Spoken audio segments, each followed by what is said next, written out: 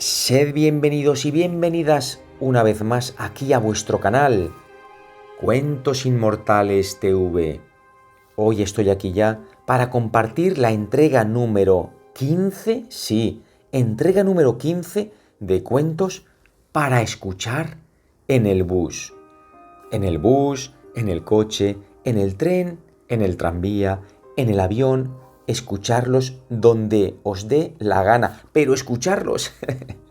Bien, esta colección está completada por magníficos escritores y magníficos relatos que os dejaré en la descripción del vídeo y por ahí en las tarjetas también que voy colgando a lo largo de la narración. ¿Y hoy qué os traigo? Hoy os traigo en esta entrega número 15 un cuento, más que un cuento, es una novela corta del escritor español Leopoldo Alas Clarín, titulada El Señor. Pero antes de explicaros un poquito, recordaros que lo último que hemos subido al canal es algo muy interesante. Es una colección, cerramos el círculo de la colección de cuentos populares rusos con la entrega de María de las Muertes y otros cuentos populares rusos, todos con sus enseñanzas y moralejas. Os lo recomiendo. Y también el penúltimo vídeo subido al canal fue la de la entrega de cuentos para sanar vuestro interior. Realmente son cuentos cortos, todos y cada uno de ellos, para sanar esas emociones tóxicas que a veces nos devoran. Os lo recomiendo también porque está teniendo muy buena acogida. Os dejaré, como siempre, los enlaces al final en las pantallas y en las tarjetas de descripción. Y hoy esta pequeña novela corta que os traigo se titula El Señor, pero no hace referencia a un hombre alto, bien parecido y algo así, no. El Señor tiene que ver con la comunión que se les da a aquellas personas que están en peligro de muerte. Una comunión dada por un religioso, un cura. Además, en este cuento podréis apreciar el ideal de amor puro de una persona religiosa hacia una joven enferma y olvidada por su novio. Es un poquito el tema de este relato o novela corta. Bueno, espero que os guste a todos. Al final del vídeo nos veremos y, como siempre digo, sin más dilación, comencemos.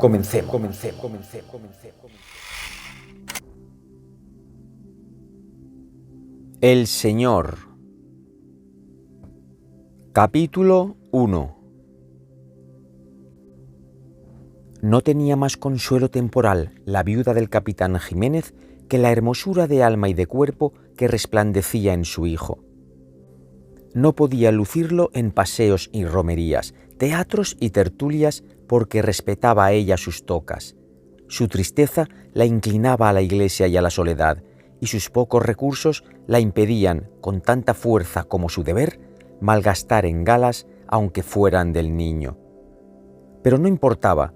En la calle, al entrar en la iglesia y aún dentro, la hermosura de Juan de Dios, de tez sonrosada, cabellera rubia, ojos claros, llenos de precocidad amorosa, húmedos, ideales, encantaba a cuantos le veían. Hasta el señor obispo, varón austero que andaba por el templo como temblando de santo miedo a Dios, más de una vez se detuvo al pasar junto al niño, cuya cabeza dorada brillaba sobre el humilde trajecillo negro como un vaso sagrado entre los paños de enlutado altar. Y sin poder resistir la tentación, el buen místico, que tantas vencía, se inclinaba a besar la frente de aquella dulce imagen de los ángeles que, cual un genio familiar, frecuentaba el templo. Los muchos besos que le daban los fieles al entrar y al salir de la iglesia, transeúntes de todas clases en la calle, no le consumían ni marchitaban las rosas de la frente y de las mejillas. Sacábanles como un nuevo esplendor, y Juan, humilde hasta el fondo del alma, con la gratitud al general cariño, se enardecían sus instintos de amor a todos y se dejaba acariciar y admirar como una santa reliquia que empezara a tener conciencia. Su sonrisa, al agradecer, centuplicaba su belleza, y sus ojos acababan de ser vivo símbolo de la felicidad inocente y piadosa al mirar en los de su madre la misma inefable dicha. La pobre viuda, que por dignidad no podía mendigar el pan del cuerpo, recogía con noble ansia aquella cotidiana limosna de admiración y agasajo para el alma de su hijo, que entre estas flores y otras que el jardín de la Piedad le ofrecía en casa, iba creciendo lozana, sin mancha, purísima, lejos de todo mal contacto, como si fuera materia sacramental de un culto que consistiese en cuidar una azucena. Con el hábito de levantar la cabeza a cada paso para dejarse acariciar la barba y ayudar, empinándose, a las personas mayores que se inclinaban a besarle, Juan había adquirido la costumbre de caminar con la frente erguida, pero la humildad de los ojos quitaba a tal gesto cualquier asomo de expresión orgullosa.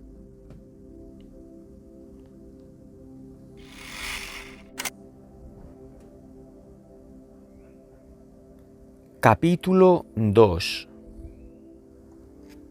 Cual una abeja sale al campo a hacer acopio de dulzuras para sus mieles, Juan recogía en la calle, en estas muestras generales de lo que él creía universal cariño, cosecha de buenas intenciones, de ánimo piadoso y dulce, para el secreto labrar de místicas puerilidades, a que se consagraba en su casa, bien lejos de toda idea vana, de toda presunción por su hermosura. Ajeno de su propio, como no fuera en el sentir los goces inefables que a su imaginación de santo y a su corazón de ángel ofrecía su único juguete de niño pobre, más hecho de fantasías y de combinaciones ingeniosas que de oro y oropeles. Su juguete único era su altar, que era su orgullo. O yo observo mal, o los niños de ahora no suelen tener altares. Compadezco principalmente a los que hayan de ser poetas. El altar de Juan, su fiesta, como se llamaba en el pueblo en que vivía, era el poema místico de su niñez, poema hecho, si no de piedra, como una catedral, de madera, plomo, talco y sobre todo luces de cera. Teníalo en un extremo de su propia alcoba, y en cuanto podía, en cuanto le dejaban a solas, libre, cerraba los postigos de la ventana, cerraba la puerta y se quedaba en las tinieblas amables, que iba así como taladrando con estrellitas, que eran los puntos de luz amarillenta, suave, de las velas de su santuario, delgadas como juncos, que pronto consumía, cual débiles cuerpos virginales que derrite un amor, el fuego. Hincado de rodillas delante de su altar, sentado sobre los talones, Juan, artista y místico a la vez, amaba su obra, el tabernáculo minúsculo con todos sus santos de plomo, sus resplandores de talco, sus misterios de muselina y crespón, restos de antiguas glorias de su madre cuando brillaba en el mundo, digna esposa de un bizarro militar. Y amaba a Dios, el Padre de sus padres, del mundo entero, y en este amor de su misticismo infantil, también adoraba, sin saberlo, su propia obra, las imágenes de inenarrable inocencia, frescas, lozanas, de la religiosidad naciente, confiada, feliz, soñadora. El universo para Juan venía a ser como un gran nido que flotaba en infinitos espacios. Las criaturas piaban entre las blandas plumas pidiendo a Dios lo que querían, y Dios, con alas, iba y venía por los cielos trayendo a sus hijos el sustento, el calor, el cariño, la alegría. Horas y más horas consagraba Juan a su altar, y hasta el tiempo destinado a sus estudios le servía para su fiesta, como todos los regalos y obsequios en metálico que de vez en cuando recibía, los aprovechaba para la corbona o el gazofilacio de su iglesia. De sus estudios de catecismo, de las fábulas, de la historia sagrada y aun de la profana, sacaba partido, aunque no tanto de su imaginación, para los sermones que se predicaba a sí mismo en la soledad de su alcoba, hecha templo, figurándose ante una multitud de pecadores cristianos. Era un púlpito, un antiguo sillón, mueble tradicional en la familia, que había sido como un regazo para algunos abuelos caducos y último lecho del padre de Juan. El niño se ponía de rodillas sobre el asiento, apoyaba las manos en el respaldo y desde allí predicaba al silencio y a las luces que chisporroteaban, lleno de unción, arrebatado a veces por una elocuencia interior que en la expresión material se traducía en frases incoherentes, en gritos de entusiasmo, algo parecido a la glosolalia en las primitivas iglesias.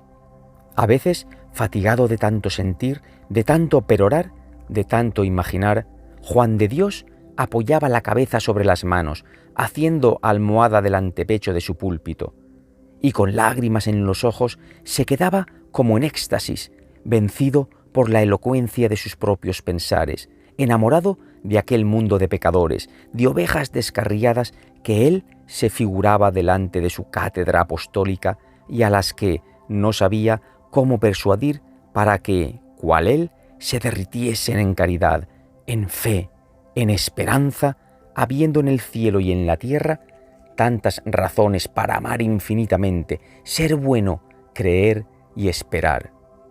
De esta precocidad sentimental y mística apenas sabía nadie, de aquel llanto de entusiasmo piadoso que tantas veces fue rocío de la dulce infancia de Juan, nadie supo en el mundo jamás, ni su madre.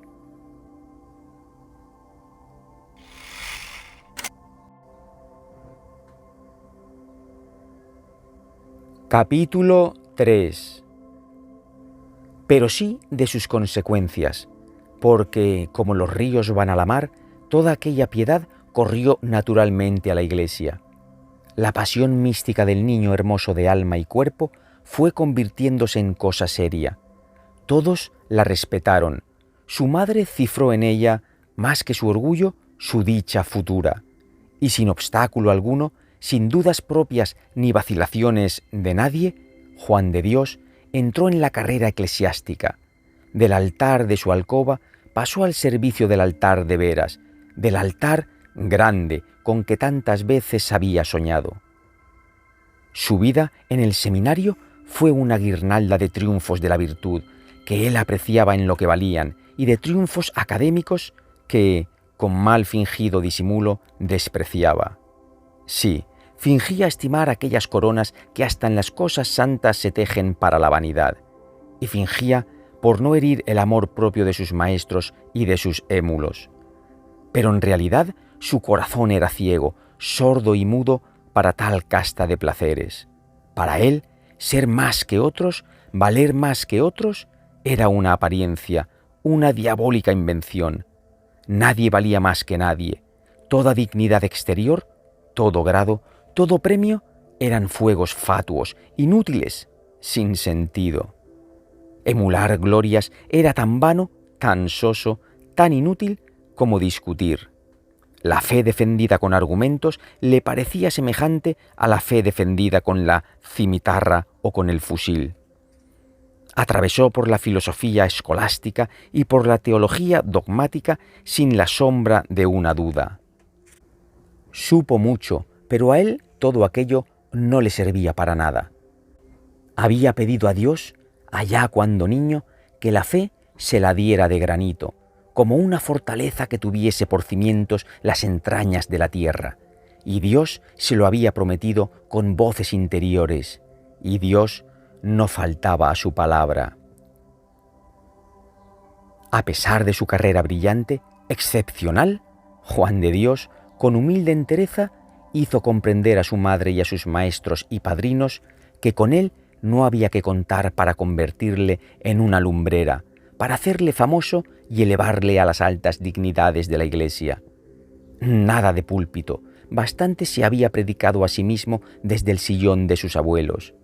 La altura de la cátedra era como un despeñadero sobre una sima de tentación. El orgullo, la vanidad, la falsa ciencia estaban allí con la boca abierta, monstruos terribles en las oscuridades del abismo. No condenaba a nadie, respetaba la vocación de obispos y de Crisóstomos que tenían otros, pero él no quería ni medrar ni subir al púlpito. No quiso pasar de coadjutor de San Pedro, su parroquia. Predicar, sí, pensaba, pero no a los creyentes. Predicar, allá, muy lejos, a los infieles, a los salvajes, no a las hijas de María que pueden enseñarme a mí a creer y que me contestan con suspiros de piedad y cánticos cristianos.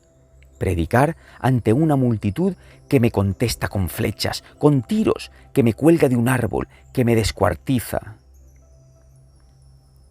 La madre, los padrinos, los maestros, que habían visto claramente cuán natural era que el niño de aquella fiesta, de aquel altar, fuera sacerdote, no veían la última consecuencia, también muy natural, necesaria, de semejante vocación, de semejante vida: el martirio, la sangre vertida por la fe de Cristo. Sí, ese era su destino, esa su elocuencia viril. El niño había predicado jugando con la boca. Ahora el hombre debía predicar de una manera más seria por las bocas de 100 heridas. Había que abandonar la patria, dejar a la madre. Le esperaban las misiones de Asia. ¿Cómo no lo habían visto tan claramente como él, su madre y sus amigos? La viuda, ya anciana, que se había resignado a que su Juan no fuera más que santo, no fuera una columna muy visible de la iglesia, ni un gran sacerdote, al llegar este nuevo desengaño, se resistió con todas sus fuerzas de madre. El martirio no, la ausencia no, dejarla sola, imposible. La lucha fue terrible, tanto más cuanto que era lucha sin odios, sin ira, de amor contra amor. No había gritos, no había malas voluntades, pero sangraban las almas. Juan de Dios siguió adelante con sus preparativos, fue procurándose la situación propia del que puede entrar en el servicio de esas avanzadas de la fe, que tienen casi seguro el martirio. Pero al llegar el momento de la separación, al arrancarle las entrañas a la madre viva, Juan sintió el primer estremecimiento de la religiosidad humana, fue caritativo con la sangre propia y no pudo menos de ceder, de sucumbir, como él se dijo.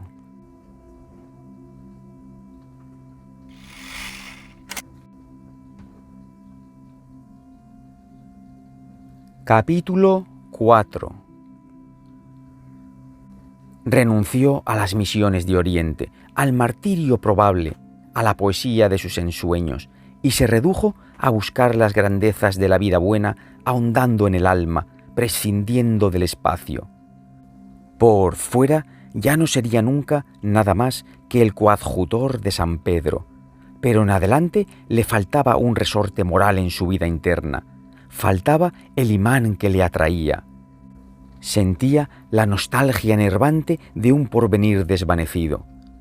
No siendo un mártir de la fe, ¿qué era él? Nada. Supo lo que era melancolía, desequilibrio del alma por primera vez. Su estado espiritual era muy parecido al del amante verdadero que padece el desengaño de un único amor. Le rodeaba una especie de vacío que le espantaba. En aquella nada que veía en el porvenir cabían todos los misterios peligrosos que el miedo podía imaginar. Puesto que no le dejaban ser mártir, verter la sangre, tenía terror al enemigo que llevaría dentro de sí, a lo que querría hacer la sangre que aprisionaba dentro de su cuerpo. ¿En qué emplear tanta vida? Yo no puedo ser, pensaba, un ángel sin alas. Las virtudes que yo podría tener necesitaban espacio, otros horizontes, otro ambiente. No sé portarme como los demás sacerdotes, mis compañeros. Ellos valen más que yo, pues saben ser buenos en una jaula. Como una expansión, como un ejercicio, buscó en la clase de trabajo profesional que más se parecía a su vocación abandonada una especie de consuelo. Se dedicó principalmente a visitar enfermos de dudosa fe, a evitar que las almas se despidieran del mundo sin apoyar la frente el que moría en el hombro de Jesús, como San Juan en la sublime noche eucarística. Por dificultades materiales, por incuria de los fieles, a veces por escaso celo de los clérigos, ello era que muchos morían sin todos los sacramentos. Infelices heterodoxos de superficial incredulidad, en el fondo cristianos tibios, buenos creyentes descuidados, pasaban a otra vida sin los consuelos del oleum infirmorum, sin el aceite santo de la Iglesia. Y como Juan creía firmemente en la espiritual eficacia de los sacramentos, su caridad fervorosa se empleaba en suplir faltas ajenas, multiplicándose en el servicio del viático, vigilando a los enfermos de peligro y a los moribundos. Corría a las aldeas próximas a donde alcanzaba la parroquia de San Pedro. Aún iba más lejos, a procurar que se avivara el celo de otros sacerdotes en misión tan delicada e importante. Para muchos, esta especialidad del celo religioso de Juan de Dios no ofrecía el aspecto de grande obra caritativa. Para él no había mejor modo de reemplazar aquella otra gran empresa a que había renunciado por amor a su madre. Dar limosna, consolar al triste, aconsejar bien, todo eso lo hacía con entusiasmo. Pero lo principal era lo otro, llevar el Señor a quien lo necesitaba. El Señor es la comunión que se administra a los enfermos en peligro de muerte. Conducir las almas hasta la puerta de la salvación, darles para la noche oscura del viaje eterno la antorcha de la fe, el guía divino, el mismo Dios. ¿Qué mayor caridad que esta?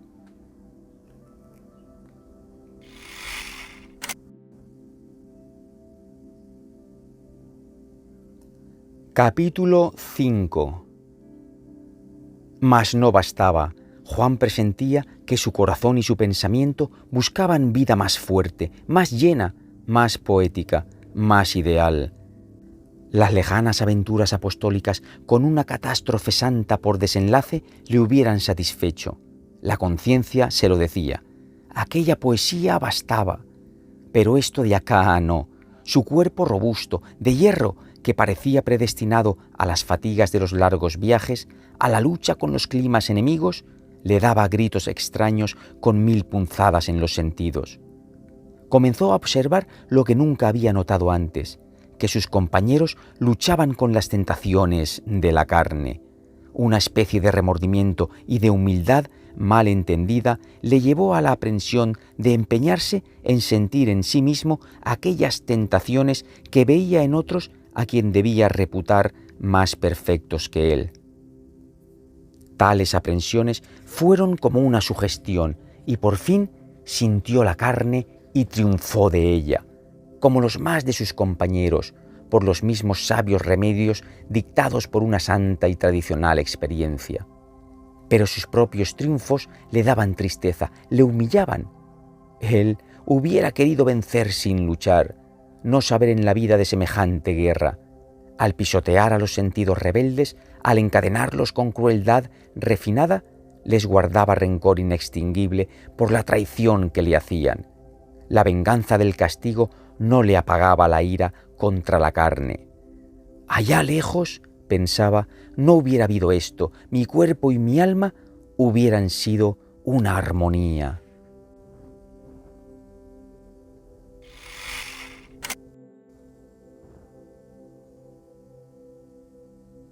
Capítulo 6. Así vivía cuando una tarde, paseando, ya cerca del oscurecer, por la plaza muy concurrida de San Pedro, sintió el choque de una mirada que parecía ocupar todo el espacio con una infinita dulzura. Por sitios de las entrañas que él jamás había sentido, se le paseó un escalofrío sublime, como si fuera precursor de una muerte de delicias. O todo iba a desvanecerse en un suspiro de placer universal, o el mundo iba a transformarse en un paraíso de ternuras inefables. Se detuvo, se llevó las manos a la garganta y al pecho. La misma conciencia, una muy honda, que le había dicho que, allá lejos se habría satisfecho brindando con la propia sangre al amor divino, ahora le decía no más clara, o aquello o esto. Otra voz más profunda, menos clara, añadió, todo es uno. Pero no, gritó el alma del buen sacerdote, son dos cosas, esta más fuerte, aquella más santa, aquella para mí, esta para otros. Y la voz de antes, la más honda, replicó, no se sabe. La mirada había desaparecido. Juan de Dios se repuso un tanto y siguió conversando con sus amigos, mientras de repente le asaltaba un recuerdo mezclado con la reminiscencia de una sensación lejana. Olió con la imaginación a agua de colonia y vio sus manos blancas y pulidas extendiéndose sobre un grupo de fieles para que se las besaran. Él era un misacantano, y entre los que le besaban las manos perfumadas, las puntas de los dedos, estaba una niña rubia, de abundante cabellera de seda rizada en ondas, de ojos negros, pálida, de expresión de inocente picardía, mezclada con gesto de melancólico y como vergonzante pudor. Aquellos ojos eran los que acababan de mirarle. La niña era ya una joven esbelta, no muy alta, delgada, de una elegancia como enfermiza, como una diosa de la fiebre. El amor por aquella mujer tenía que ir mezclado con dulcísima caridad. Se la debía querer también para cuidarla. Tenía un novio que no sabía de estas cosas. Era un joven muy rico, muy fatuo, mimado por la fortuna y por sus padres. Tenía la mejor jaca de la ciudad, el mejor Tilbury, la mejor ropa. Quería tener la novia más bonita. Los 16 años de aquella niña fueron como una salida del sol en que se fijó todo el mundo, que deslumbró a todos. De los 16 a los 18, la enfermedad que de años atrás ayudaba tanto a la hermosura de la rubia, que tanto había sufrido, desapareció para dejar paso a la juventud. Durante estos 2 años, Rosario, así se llamaba, hubiera sido en absoluto feliz, si su novio hubiese sido otro. Pero el de la mejor jaca, el del mejor coche, la quiso por vanidad, para que le tuvieran envidia. Y aunque para entrar en su casa de una viuda pobre también, como la madre de Juan, también de costumbres cristianas, tuvo que prometer seriedad y muy pronto se vio obligado a prometer próxima y segura coyunda. Lo hizo aturdido, con la vaga conciencia de que no faltaría quien le ayudara a faltar a su palabra. Fueron sus padres que querían algo mejor, más dinero, para su hijo. El pollo se fue a viajar, al principio de mala gana. Volvió y al emprender el segundo viaje ya iba contento. Y así siguieron aquellas relaciones, con grandes intermitencias de viajes, cada vez más largos. Rosario estaba enamorada, padecía, pero tenía que perdonar. Su madre, la viuda, disimulaba también, porque si el caprichoso galán dejaba a su hija, el desengaño podía hacerla mucho mal. La enfermedad, acaso oculta, podía reaparecer, tal vez incurable. A los 18 años, Rosario era la rubia más espiritual, más hermosa de su pueblo. Sus ojos negros, grandes y apasionados dolorosamente, los más bellos, los más poéticos ojos. Pero ya no era el sol que salía. Estaba acaso más interesante que nunca, pero al vulgo ya no se lo parecía.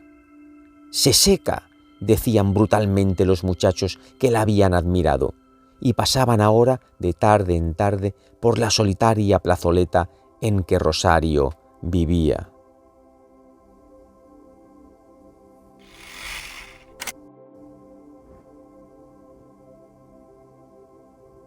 Capítulo 7.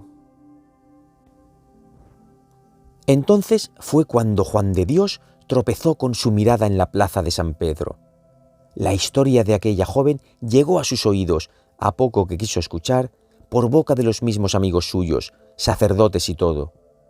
Estaba el novio ausente, era la 5ª o 6ª ausencia, la más larga. La enfermedad volvía.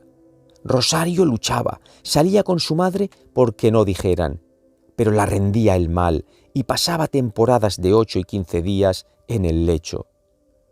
Las tristezas de la niñez enfermiza volvían, mas ahora con la nueva amargura del amor burlado, escarnecido. Sí, escarnecido, ella lo iba comprendiendo, su madre también, pero se engañaban mutuamente. Fingían creer en la palabra y en el amor del que no volvía. Las cartas del ricacho escaseaban, y como era él poco escritor, dejaban ver la frialdad, la distracción con que se redactaban. Cada carta era una alegría al llegar, un dolor al leerla. Todo el bien que las recetas y los consejos higiénicos del médico podían causar en aquel organismo débil, que se consumía entre ardores y melancolías, quedaba deshecho cada pocos días por uno de aquellos infames papeles. Y ni la madre ni la hija procuraban un rompimiento que aconsejaba la dignidad, porque cada una a su modo temían una catástrofe. Había, lo decía el doctor, que evitar una emoción fuerte. Era menos malo dejarse matar poco a poco. La dignidad se defendía a fuerza de engañar al público, a los maliciosos que acechaban. Rosario, cuando la salud lo consentía, trabajaba junto a su balcón, con rostro risueño, desdeñando las miradas de algunos adoradores que pasaban por allí. Pero no el trato del mundo como en los mejores días de sus amores y de su dicha. A veces la verdad podía más que ella y se quedaba triste y sus miradas pedían socorro para el alma. Todo esto y más acabó por notarlo Juan de Dios, que para ir a muchas partes pasaba desde entonces por la plazoleta en que vivía Rosario. Era una rinconada cerca de la iglesia de un convento que tenía una torre esbelta, que en las noches de luna, en las de cielo estrellado y en las de vaga niebla, se destacaba romántica, tiñendo de poesía mística todo lo que tenía a su sombra, y sobre todo el rincón de casas humildes que tenía al pie como a su amparo.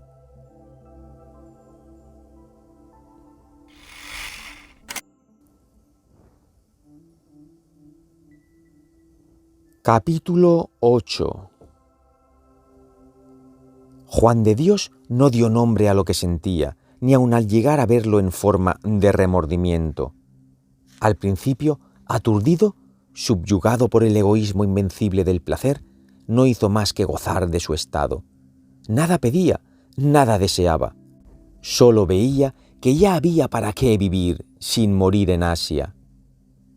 Pero a la segunda vez que por casualidad su mirada volvió a encontrarse con la de Rosario, apoyada con tristeza en el antepecho de su balcón, Juan tuvo miedo a la intensidad de sus emociones, de aquella sensación dulcísima, y aplicó groseramente nombres vulgares a su sentimiento.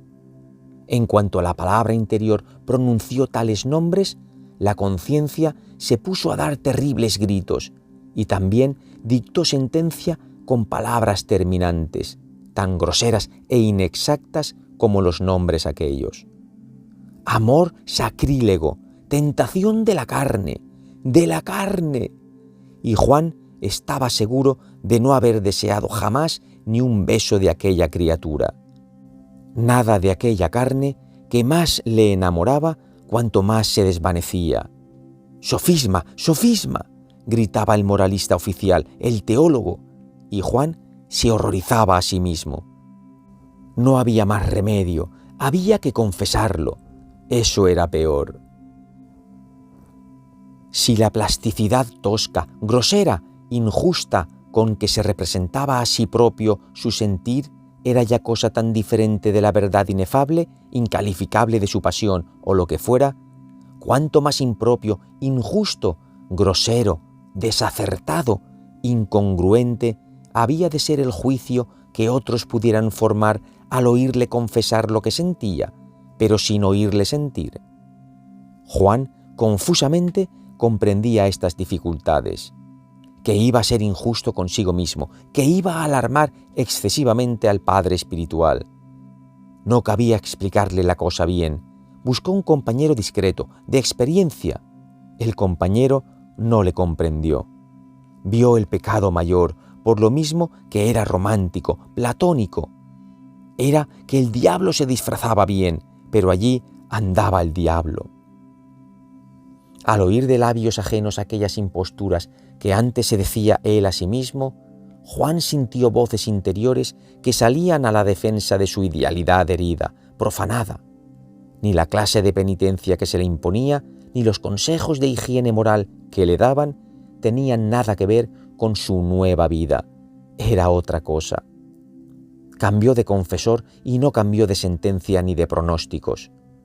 Más irritada cada vez la conciencia de la justicia en él, se revolvía contra aquella torpeza para entenderla. Y sin darse cuenta de lo que hacía, cambió el rumbo de su confesión. Presentaba el caso con nuevo aspecto, y los nuevos confesores llegaron a convencerse de que se trataba de una tontería sentimental, de una ociosidad pseudomística, de una cosa tan insulsa como inocente. Llegó día en que, al abordar este capítulo, el confesor le mandaba pasar a otra materia, sin oírle aquellos platonismos. Hubo más. Lo mismo Juan que sus sagrados confidentes llegaron a notar que aquel ensueño difuso, inexplicable, coincidía, si no era causa, con una disposición más refinada en la moralidad del penitente. Si antes Juan no caía en las tentaciones groseras de la carne, las sentía a lo menos. Ahora no, jamás. Su alma estaba más pura de esta mancha que en los mejores tiempos de su esperanza de martirio en Oriente. Hubo un confesor, tal vez indiscreto, que se detuvo a considerar el caso, aunque se guardó de convertir la observación en receta. Al fin, Juan acabó por callar en el confesionario todo lo referente a esta situación de su alma, y pues él solo en rigor podía comprender lo que le pasaba, porque lo sentía. Él solo vino a ser juez y espía y director de sí mismo en tal aventura.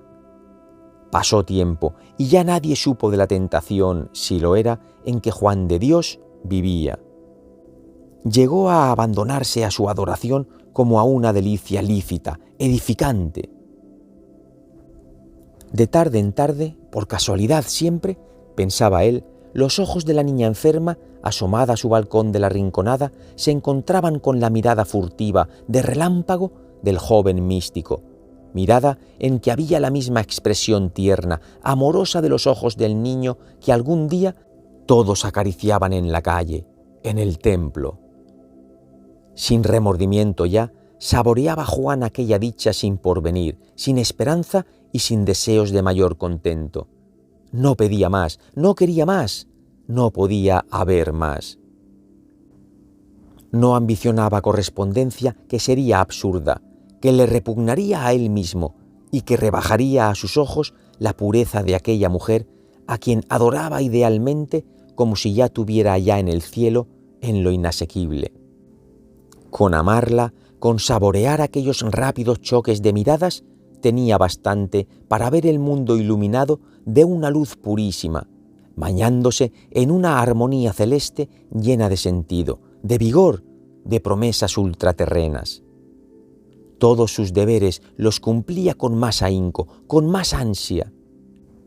Era un refresco espiritual sublime, de una virtud mágica, aquella adoración muda, inocente adoración que no era idolátrica, que no era un fetichismo, porque Juan sabía supeditarla al orden universal, al amor divino.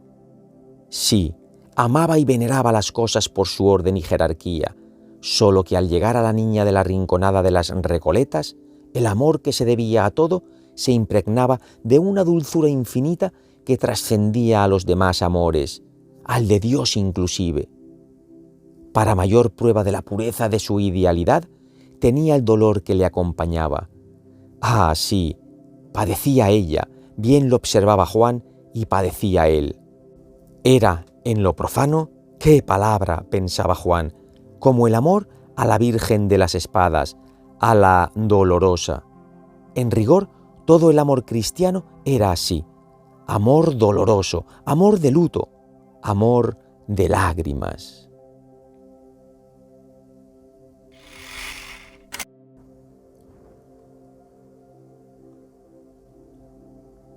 Capítulo 9. Bien lo veía él. Rosario iba marchitándose. Luchaba en vano, fingía en vano. Juan la compadecía tanto como la amaba.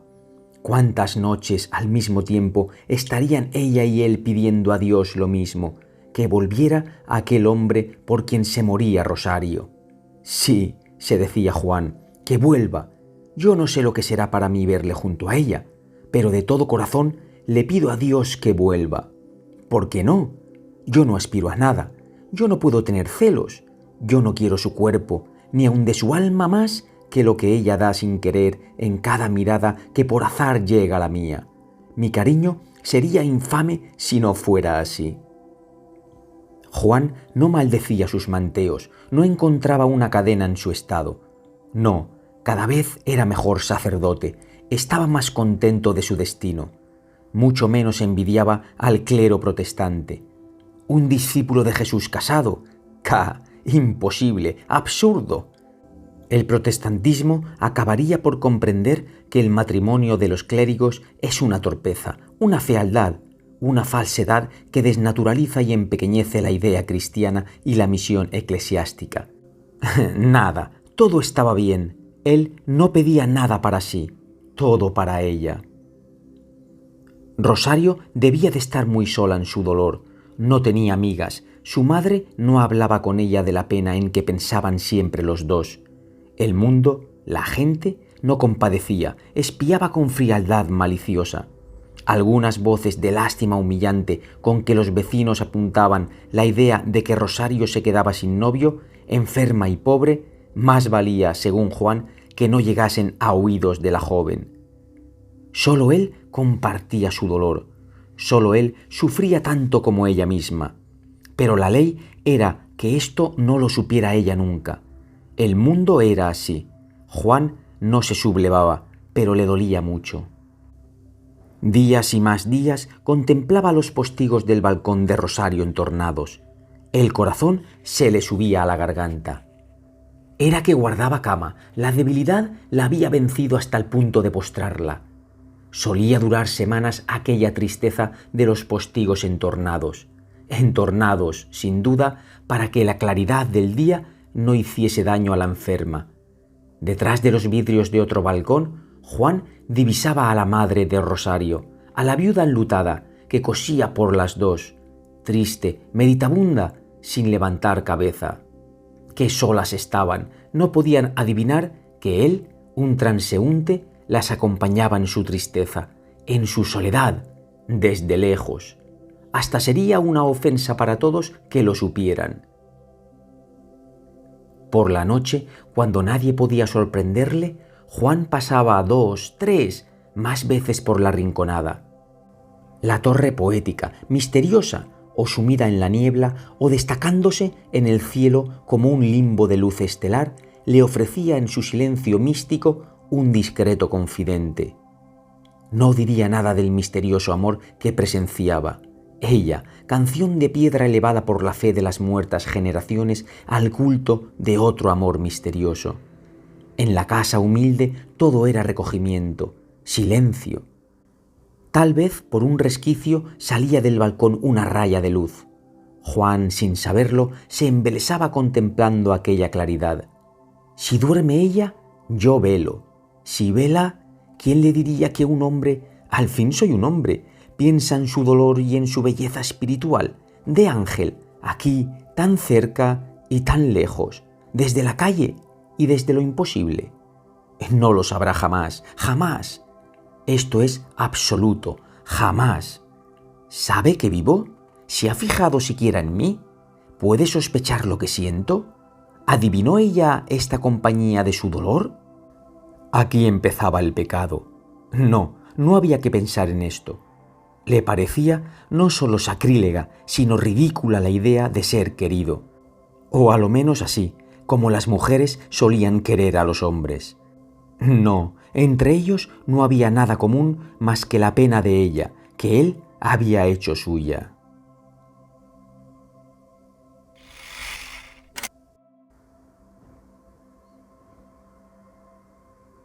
Capítulo 10. Una tarde de julio, un acólito de San Pedro buscó a Juan de Dios en su paseo solitario por las Alamedas para decirle que corría prisa a volver a la iglesia para administrar el viático. Era la escena de todos los días. Juan, según su costumbre, poco conforme con la general, pero sí con las amonestaciones de la iglesia, llevaba, además de la Eucaristía, los santos óleos. El acólito, que tocaba la campanilla delante del triste cortejo, guiaba. Juan no había preguntado para quién era, se dejaba llevar. Notó que el farol lo había cogido un caballero y que los cirios se habían repartido en abundancia entre muchos jóvenes conocidos de buen porte. Salieron a la plaza y las dos filas de luces rojizas que el bochorno de la tarde tenía como dormidas se quebraron, paralelas, torciendo por una calle estrecha. Juan sintió una aprensión dolorosa. No podía ya preguntar a nadie, porque caminaba solo, aislado, por medio del arroyo, con las manos unidas para sostener las sagradas formas. Llegaron a la plazuela de las Descalzas, y las luces, tras el triste lamento de la esquila, guiándose como un rebaño de espíritus místico y fúnebre, subieron calle arriba por la de Cerezos. En los 4 cantones, Juan vio una esperanza. Si la campanilla seguía de frente, bajando por la calle de Platerías, bueno. Si tiraba a la derecha, también. Pero si tomaba la izquierda... Y tomó por la izquierda, y por la izquierda doblaban los cirios, desapareciendo. Juan sintió que la aprensión se le convertía en terrible presentimiento, en congoja fría, en temblor invencible. Apretaba convulso su sagrada carga para no dejarla caer. Los pies se le enredaban en la ropa talar. El crepúsculo, en aquella estrechez, entre casas altas, sombrías, pobres, parecía ya la noche. Al fin de la calle larga, angosta, estaba la plazuela de las Recoletas. Al llegar a ella, miró Juan a la torre como preguntándole, como pidiéndole amparo. Las luces tristes descendían hacia la rinconada y las 2 filas se detuvieron a la puerta a que nunca había osado llegar Juan de Dios en sus noches de vigilia amorosa y sin pecado. La comitiva no se movía. Era él, Juan, el sacerdote, el que tenía que seguir andando. Todos le miraban, todos le esperaban. Llevaba a Dios. Por eso, porque llevaba en sus manos el Señor, la salud del alma, pudo seguir, aunque despacio, esperando a que un pie estuviera bien firme sobre el suelo para mover el otro. No era él quien llevaba el Señor, era el Señor quien le llevaba a él. Iba agarrado al sacro depósito que la Iglesia le confiaba como a una mano que del cielo le tendieran. Caer no, pensaba. Hubo un instante en que su dolor desapareció para dejar sitio al cuidado absorbente de no caer. Llegó al portal inundado de luz. Subió la escalera que jamás había visto. Entró en una salita pobre, blanqueada, baja de techo. Un altarcico improvisado estaba enfrente, iluminado por 4 cirios. Le hicieron torcer a la derecha, levantaron una cortina, y en una alcoba pequeña, humilde pero limpia, fresca, santuario de casta virginidad, en un lecho de hierro pintado, bajo una colcha de flores de color de rosa, vio la cabeza rubia que jamás se había atrevido a mirar a su gusto, y entre aquel esplendor de oro vio los ojos que le habían transformado el mundo mirándole sin querer. Ahora le miraban fijos, a él, solo a él. Le esperaban, le deseaban, porque llevaba el bien verdadero, el que no es barro, el que no es viento, el que no es mentira. Divino sacramento, pensó Juan, que a través de su dolor vio como en un cuadro, en su cerebro, la última cena y al apóstol de su nombre, al dulce San Juan, al bienamado, que desfalleciendo de amor apoyaba la cabeza en el hombro del maestro que les repartía en un poco de pan su cuerpo. El sacerdote y la enferma se hablaron por la vez primera en la vida. De las manos de Juan recibió Rosario la sagrada hostia, mientras a los pies del lecho la madre, de rodillas, sollozaba. Después de comulgar, la niña sonrió al que le había traído aquel consuelo. Procuró hablar y con voz muy dulce y muy honda dijo que le conocía, que recordaba haberle besado las manos el día de su primera misa, siendo ella muy pequeña, y después que le había visto pasar muchas veces por la plazuela. «¿Debe usted de vivir por ahí cerca?». Juan de Dios contemplaba tranquilo, sin vergüenza, sin remordimiento, aquellos pálidos, aquellos pobres músculos muertos, aniquilados. «He aquí la carne que yo adoraba, que yo adoro», pensó sin miedo, contento de sí mismo en medio del dolor de aquella muerte. Y se acordó de las velas como juncos que tan pronto se consumían ardiendo en su altar de niño. Rosario misma pidió la extrema unción. La madre dijo que era lo convenido entre ellas. Era malo esperar demasiado. En aquella casa no asustaban como síntomas de muerte estos santos cuidados de la religión solícita. Juan de Dios comprendió que se trataba de cristianas verdaderas y se puso a administrar el último sacramento sin preparativos contra la aprensión y el miedo. Nada tenía que ver aquello con la muerte, sino con la vida eterna. La presencia de Dios unía en un vínculo puro, sin nombre, aquellas almas buenas. Este tocado último, el Supremo, lo hizo Rosario sonriente, aunque ya no pudo hablar más que con los ojos. Juan la ayudó en él con toda la pureza espiritual de su dignidad, sagrada en tal oficio. Todo lo meramente humano estaba allí como en suspenso. Pero hubo que separarse.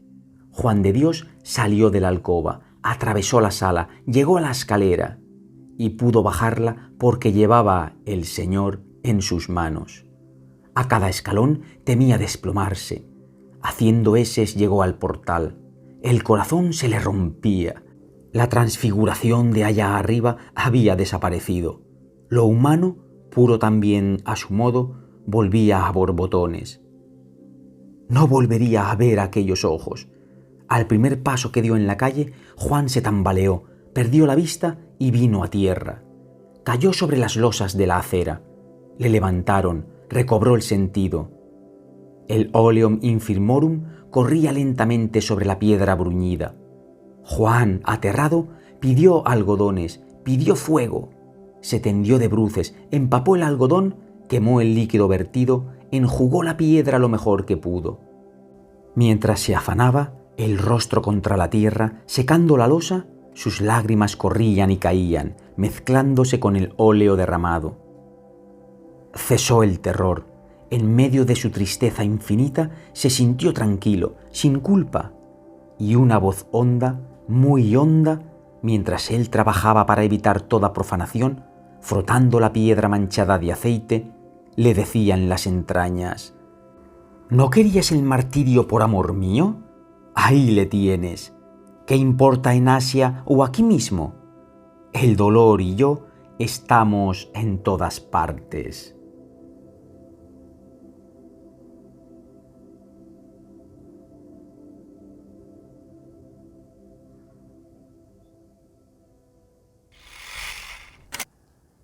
Queridos oyentes de Cuentos Inmortales TV, hemos llegado al final de este precioso relato.